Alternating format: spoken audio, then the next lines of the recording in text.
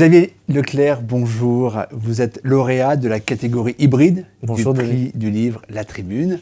Je montre la couverture.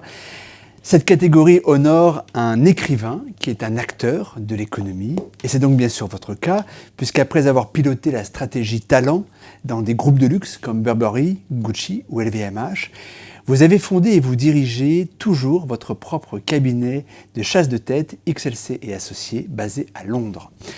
Un homme sans titre, publié chez Gallimard, est un court récit, un récit qui tire sa puissance de la narration douce, silencieuse, de l'itinéraire presque banal de votre père, presque banal mais ô combien emblématique. Il s'appelle Mohand Saïd Aït Taleb, est né pauvre et sans éducation en Kabylie. Il se marie avec une cousine âgée de 16 ans qui aura 9 enfants.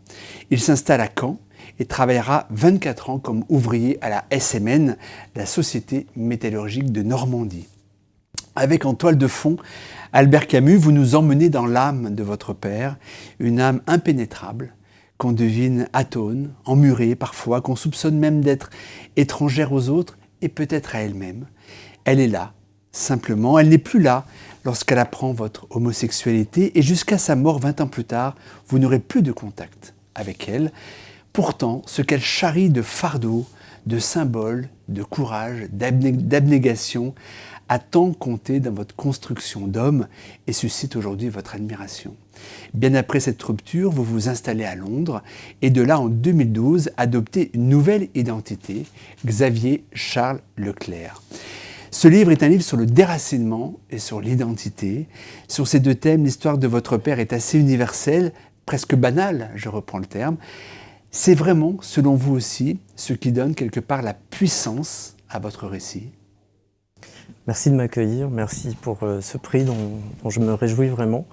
L'histoire de mon père, c'est celle d'un homme qui a mangé des racines enfant dans les années 30 pour survivre, qui s'est ensuite déraciné pour que nous, ses enfants, puissions nous enraciner. C'est donc l'histoire d'un sacrifice. Et à sa mort en 2020, il me paraissait important, à la lumière notamment des articles écrits par Camus en 1939, d'écrire et de retracer sa vie, et pour probablement aussi lui redonner un titre. Vous évoluez aujourd'hui dans un monde intellectuel, littéraire, très éloigné de celui de votre père. Vous vivez entre Paris et Londres. Votre patronyme vous positionne, avec des guillemets, français de souche. Et si je prends justement cette formulation, si je mets des guillemets, c'est que cette formulation est tout à fait nauséabonde. Et j'emprunte justement volontairement. Comment, dans un tel contexte, construisez-vous votre propre identité ? Alors d'ailleurs, c'est important de le préciser, je n'ai pas changé d'identité, j'ai changé de patronyme.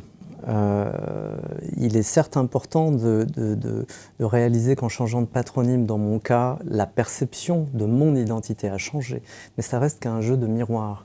Et mon identité, profondément, est celle qui résulte de l'éducation de mon père, qui était un homme très humble, qui, comme tous les immigrés de sa génération, n'a fait qu'raser les murs pour reconstruire la France d'après-guerre et ne s'est jamais plaint. Mon père n'a jamais dit un mot de travers sur la France.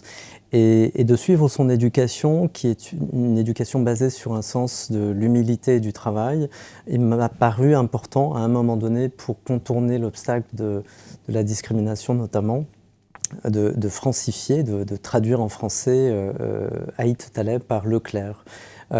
C'est une démarche qui n'appelle aucun jugement puisque je ne prêche à personne cette idée de traduire son nom. Je l'ai fait du reste à une époque où la diversité n'était pas ce qu'elle était aujourd'hui et j'espère qu'au sein des entreprises notamment, c'est un sujet qui est maintenant abordé, qui est maintenant un sujet central dans beaucoup de grandes entreprises. Et je m'en réjouis et je me réjouis de voir que la diversité, c'est un sujet qui n'est pas vain. Mais il a fallu passer par un certain nombre de luttes. Et je dois dire que mon changement de nom a permis à un moment donné d'accéder à des postes importants, mais qui, j'espère, augurent des jours meilleurs pour les nouvelles générations aujourd'hui. Je rebondis justement sur ce que vous dites de votre père. Et ce changement de patronyme, vous l'expliquez bien dans le livre, ne correspond pas du tout au reniement, bien sûr, de votre père. Et au contraire, vous écrivez à l'aboutissement, et correspond à l'aboutissement de son éducation, traverser les frontières pour travailler dur, comme vous venez de l'évoquer, s'adapter pour survivre, cultiver la gratitude et non le ressentiment, refuser de se lamenter, rester fier même au bord du précipice.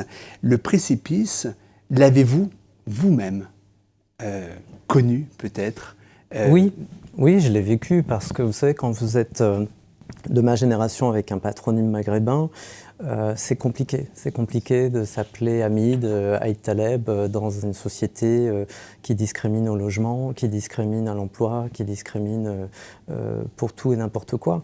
Vous savez, je viens d'une autre génération. La nouvelle génération ne comprend pas tout à fait mes problématiques qui étaient celles d'une génération qui ne pouvait pas aller en boîte dans les années 80, par exemple. Et donc, Dieu merci, les choses ont évolué, ont changé. Je pense que la nouvelle génération n'a pas forcément besoin de changer de nom aujourd'hui. Par contre, la question que vous me posez en substance, c'est celle de l'intégration, de l'assimilation. Alors, ce sont des mots aujourd'hui qui sont utilisés parfois de manière très malveillante par un certain nombre de démagogues. Je pense que la question, c'est surtout celle de la cohésion, se sentir en cohésion, en harmonie avec son environnement. Je pense que des millions de personnes issues de cette histoire post-coloniale se sentent tout à fait en cohésion avec la France et font partie de la France, et depuis bien plus longtemps qu'on leur donne le crédit, en fait. Et c'est une contribution qui, elle, est très positive en réalité. Malheureusement, on a tendance à mettre l'accent sur des cas isolés, minoritaires, fussent-ils de délinquants ou de radicalisés, mais qui ne représentent quand même en réalité. Moi, je préfère penser aux millions de jeunes qui sont créateurs d'entreprises, apportent sur le champ associatif énormément, sont des créateurs, des écrivains, des chanteurs, des artistes, mais aussi des artisans. Je pense à toute cette contribution positive. Et vous pensez que vraiment des progrès très substantiels ont été accomplis ces dernières années, justement, dans cette... Ah, c'est indéniable, c'est indéniable. Il n'y a qu'à regarder sur LinkedIn les organigrammes des entreprises. On parlait des patronymes, les patronymes sont très révélateurs. Des choses sont en train de changer. Alors maintenant, je ne veux pas devenir l'alibi qui permettrait de penser à certains que tout est terminé, que la grande messe de la lutte contre la discrimination n'a plus de raison d'être. Je pense que malheureusement, il y a encore beaucoup d'obstacles, il y a encore beaucoup de biais, mais j'invite à réfléchir collectivement de manière sereine, sans ressentiment, sur ces questions-là, parce que vous savez, nous sommes tous potentiellement le raciste d'un autre. Vous savez, le racisme, c'est un ensemble de biais cognitifs à l'œuvre, et on est tous, et ça c'est la condition humaine, quelles que soient nos origines, on est tous susceptibles de tomber dans ces écueils. Et que ce soit le racisme de type xénophobique, ou que ce soit tout simplement d'autres formes d'ostracisme, comme l'homophobie par exemple, je pense que la question de la différence, elle est importante, mais on doit aussi se rappeler de ce que l'on a en commun avant de mettre davantage l'accent sur nos différences. Je pense que le dialogue, il est fondamental pour cette cohésion aujourd'hui. Vous évoquez, vous disiez tout à l'heure que votre père s'était déraciné pour que ses enfants puissent s'enraciner. Vos 8 frères et sœurs ont bien réussi leur vie professionnelle. Dans quelle terre, et pas seulement géographique, dans quelle terre vous-même développez-vous vos propres racines ? La littérature. Vous savez, moi aujourd'hui, je vis entre la France et l'Angleterre. J'ai aussi un passeport britannique, un passeport français, un passeport algérien. Je fais partie de ces gens qui pourraient être taxés d'être hors sol. Or, pas du tout. Moi, je suis ancré dans le réel, dans l'entreprise, dans les rapports humains. La littérature, ce n'est pas un exercice sur une tour d'ivoire. On prend de la hauteur, mais on ne s'isole pas en réalité. On écrit par et pour et avec les gens. Et donc, la littérature, pour moi, me permet de cultiver cette fraternité des hommes à laquelle j'aspire en tout cas. Je reviens à l'assimilation. Vous évoquez l'assimilation. Changer de nom pour être considéré comme les autres, est-ce que c'est quelque part le symptôme presque paroxystique de l'assimilation ? Ça peut l'être, mais je... Or, ce mot, pardonnez-moi, mais ce Oui. terme, vous avez raison, parfaitement raison de l'évoquer, est un terme particulièrement nauséabond. Il peut être tout à fait bienveillant dans la bouche de certains et il peut être tout à fait nauséabond dans la bouche d'autres. Je pense qu'au-delà du vocable, moi je me concentrais surtout sur la réalité du vécu des gens. Il y a beaucoup de gens aujourd'hui qui souffrent du racisme et de la discrimination pour des raisons variées, d'origine, de perception, de patronyme, simplement d'handicap. Il y a 1000 raisons d'être discriminé aujourd'hui. Je pense que ce sont des sujets très sérieux que beaucoup de grands groupes aujourd'hui ont à cœur d'essayer d'envisager, de régler en tout cas, ce qui n'était pas le cas il y a encore quelques années de ça. Après, si on parle vraiment d'un effort d'acceptation de l'autre plutôt que d'assimilation, parce que le problème du mot assimilation, il y a un côté, vous êtes seul à faire le travail. Or, il y a aussi un côté, on nie les différences, on dissout les altérités. Oui, comme si lesquelles différences étaient forcément des sujets, des sujets toxiques ou une pollution à la culture dominante. Moi, je pense qu'on est avant tout dans la rencontre entre êtres humains, et je pense que cette rencontre, elle se fait par définition à plusieurs. C'est un tango, et s'il ne se fait pas dans l'harmonie, ce ne sont que des piétinements au quotidien. Je pense que c'est très important d'avoir une envie d'aller vers l'autre, et c'est très très important. Moi, ce livre, c'est aussi un hommage aux profs, aux associatifs, même aux bonnes sœurs qui, dans ma prime enfance, m'apportaient des vêtements dans les sacs de charité. C'est un hommage à la France aussi, parce que la France n'est pas que des gens qui discriminent, ce n'est pas que des difficultés, c'est aussi des grandes chances. C'est la chance de pouvoir aller à l'école, d'aller au musée, de prendre les transports en commun. C'est la chance d'avoir des bibliothécaires extraordinaires, d'avoir des professeurs très impliqués qui ne comptent pas leurs heures. C'est la chance de pouvoir aussi entreprendre. C'est la chance de pouvoir débattre, de pouvoir publier. La France est un véritable paradis de ce point de vue-là. Maintenant, il faut que ce paradis soit inclusif, qu'il ne laisse personne sur le bas-côté de la route. La France s'est engagée dans la préparation d'une grande loi sur l'immigration. Votre livre peut-il nous aider finalement à avoir un peu plus de discernement et même d'humanité sur ce sujet ? Je ne crois pas, qui va diviser la France. Je ne crois pas sincèrement en un énième arsenal juridique. Je pense que la France cumule les lois, et c'est un réflexe peut-être qui ressemble à mes yeux en tout cas une sorte de fuite en avant. Je préférerais vraiment le dialogue, mais le dialogue en profondeur et un dialogue basé sur l'exigence mutuelle, notamment sur la question des valeurs en commun. Je pense que là, il y a une dissonance, mais qui ne concerne pas seulement les personnes issues de cette histoire coloniale. Elle concerne aussi les personnes qui se pensent, elles en tout cas, être nées de longue date sur ce territoire. Je pense que là, il y a une dissonance de valeurs aujourd'hui. C'est aussi un problème générationnel. À quoi on aspire collectivement ? Votre livre traite aussi de l'emploi, du statut, du métier d'ouvrier à l'usine. C'est un métier qui se raréfie. Ce déclin résulte d'une brutale transformation des métiers et des organisations du travail. Finalement, quand vous repensez à votre père, qui était donc ouvrier à la SMN, ça vous inspire quoi justement du déclin de ce métier aujourd'hui ? Bien, j'ai une profonde tristesse en réalité. Moi, je suis très inspiré par Camus, mais aussi par Louis Guillou. La condition ouvrière, c'est quelque chose qui me tient beaucoup à cœur, parce qu'on lui doit énormément à cette condition ouvrière. On lui doit la reconstruction de la France, on lui doit une certaine humilité, je dois dire, la valeur du travail aussi. Je trouve malheureux qu'aujourd'hui, beaucoup de jeunes ignorent l'histoire qui est la leur, pourtant celle de leurs parents, celle de la condition ouvrière, qui a beaucoup apporté à la France. Je ne crois pas en cette sorte de lutte qui consiste à diviser les Français entre eux par la catégorie de naissance. Je crois que personne ne choisit sa naissance, qu'elle soit dans un berceau ouvrier ou dans un berceau favorisé.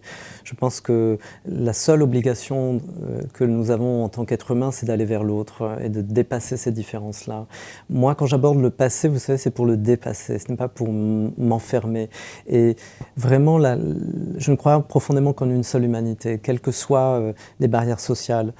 Je pense que ces barrières sont des constructions environnementales et très illusoire en réalité. Je pense que c'est très important de les dépasser, et ça donne aussi des responsabilités à ceux qui, comme moi, ont traversé le miroir et qui ont basculé de l'autre côté et qui vivent une réalité plutôt favorisée aujourd'hui et qui ont cette obligation de mémoire aussi et de passation. La littérature, ça sert à ça finalement.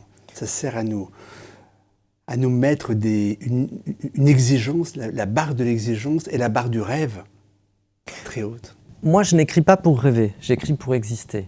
mais exister profondément, dans un ancrage du réel. C'est-à-dire que ce n'est pas une fuite en avant. Ça peut exister chez certains écrivains, dans certains contextes, pourquoi pas.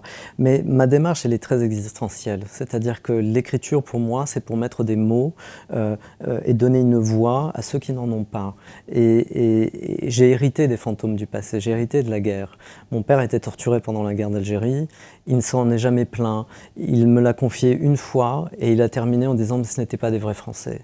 Il avait une très haute idée de la France. Et donc, ça pose un interdit du ressentiment. Et c'est merveilleux parce qu'en réalité, c'est une sagesse. On confond souvent les vieux immigrés avec des hommes qui ne se sont pas plaints par manque de caractère. Le caractère était là, croyez-moi. C'était surtout une sorte de dignité, cette humilité-là, une sorte de sagesse aussi, j'ajouterais. L'une des caractéristiques du métier d'ouvrier à l'usine, l'un des grands intérêts, c'était le collectif de travail. Aujourd'hui, on le voit bien, les nouvelles organisations du travail, la numérisation du travail, la mondialisation, l'invisibilité de certains lieux de décision, la parcellisation des tâches et l'individualisation des tâches et des fonctions, puis maintenant dans le télétravail, on voit bien qu'à la faveur de tout cela, le collectif de travail est en mesure de s'étioler. Ce n'est pas toujours le cas, mais ça existe. Ça vous inspire quoi, vous qui êtes justement un acteur de l'entreprise ? Alors, depuis la période du Covid et du confinement, on a constaté en provenance des États-Unis un phénomène de Great Resignation, de grande démission, qui pose en trame la question du sens du travail aujourd'hui. C'est vrai que l'individualisme tel qu'il est vécu et un certain nombre d'écueils que vous venez de mentionner font qu'aujourd'hui se pose une crise du sens au travail et une crise de l'identité collective au travail. Je déplore parfois le télétravail parce que j'ai l'impression que c'est l'aboutissement de cette culture de l'individualisme en réalité. Et puis il y a la question des acquis sociaux. Le collectif, c'est aussi la lutte en commun. Et je ne voudrais pas l'air d'être une personne qui porte ici des idéaux très, très rouges, très 19e siècle.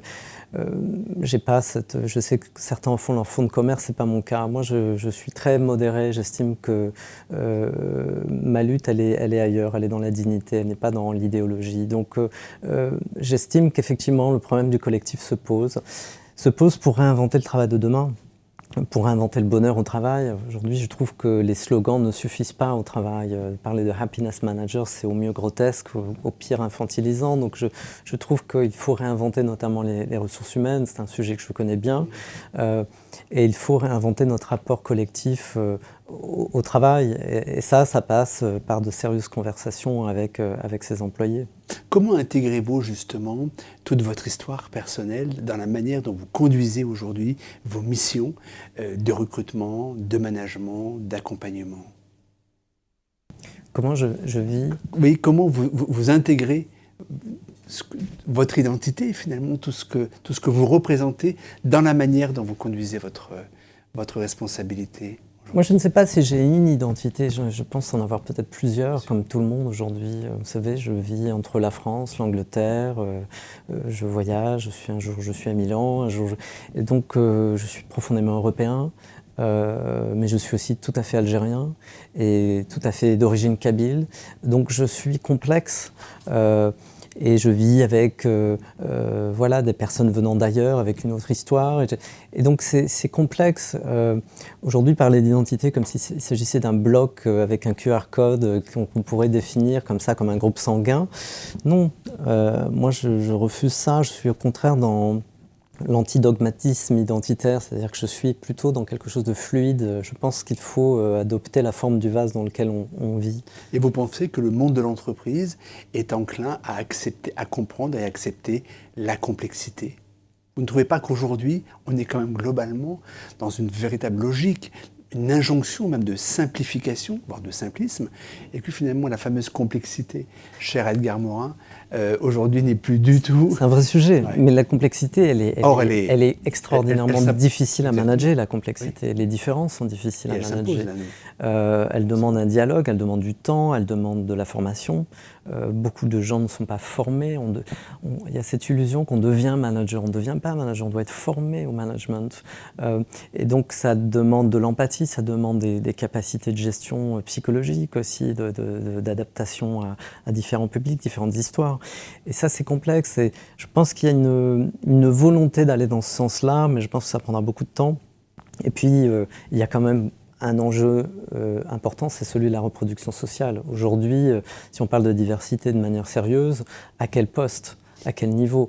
Vous savez, c'est Keynes qui disait qu'il y a deux sortes de mensonges. Il y a les statistiques et il y a les grands mensonges et les statistiques. Vous savez, les chiffres, on peut les altérer et en faire croire dans certaines entreprises qu'on a un taux de diversité, par exemple, hommes-femmes 50-50. La question, c'est à quel pourcentage on a une représentation des femmes dans les postes de haut niveau, par exemple. Et là, d'un seul coup, par magie, les proportions diffèrent complètement. Donc je pense qu'il faut sérieusement étudier ces questions-là et surtout cultiver cette envie d'aller profondément et pas seulement de manière tout à fait ornementale ou accessoire au marketing, mais vraiment d'aborder ces sujets-là en profondeur. Mais on parle de décennies de travaux. J'aimerais qu'on conclue sur l'Algérie, justement. On l'évoquait à l'instant, dans une lettre posthume que vous adressez à votre père, vous écrivez à propos d'Albert Camus, quand il a obtenu le prix Nobel de littérature en 1957, c'est en pensée avec toi qu'il a salué le roi de Suède. C'est toute l'Algérie du malheur incessant qui a reçu le diplôme. C'est à tout ce peuple que sont revenus les applaudissements. Camus, que penserait-il de votre histoire et de l'histoire de votre père ?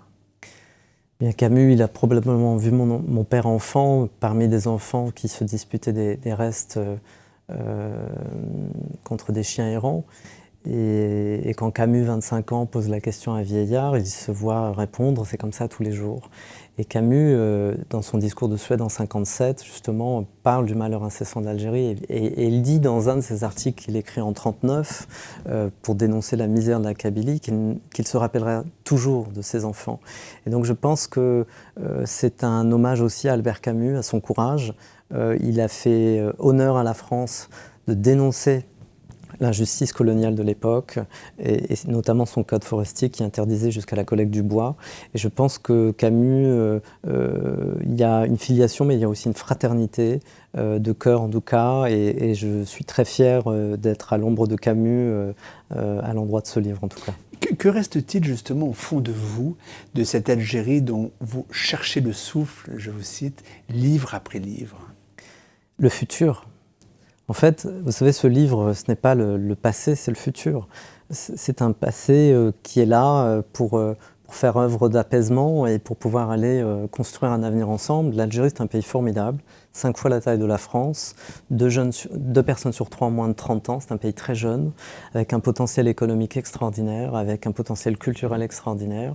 Et je pense qu'il ne demande que ça aujourd'hui, il ne demande que le dialogue entre la France et sa jeunesse. Et donc c'est une occasion formidable. Moi je suis frappé depuis 9 mois, je me déplace partout et je suis frappé de la tendresse et de la gentillesse de beaucoup de gens qui ont un lien avec l'Algérie et qui, pour beaucoup, ont quitté l'Algérie dans des conditions très douloureuses. Et ce livre, c'est aussi un hommage à ces personnes-là parce que j'estime que l'Algérie, c'est un pays multiculturel. De la même manière que la France est un pays multiculturel, ce pays est aussi le leur et qu'il est temps d'ouvrir des ponts de fraternité entre la France et l'Algérie. Quelle espérance formulez-vous finalement pour l'Algérie ? Une immense espérance. Mais je vous pose la question aussi parce qu'on a assisté en 2019, en 2020, à ces manifestations hebdomadaires. Des centaines de milliers d'Algériens ont manifesté pacifiquement d'ailleurs. Ils ont obtenu à un moment, bien sûr, le départ de Bouteflika, mais ils attendaient plus.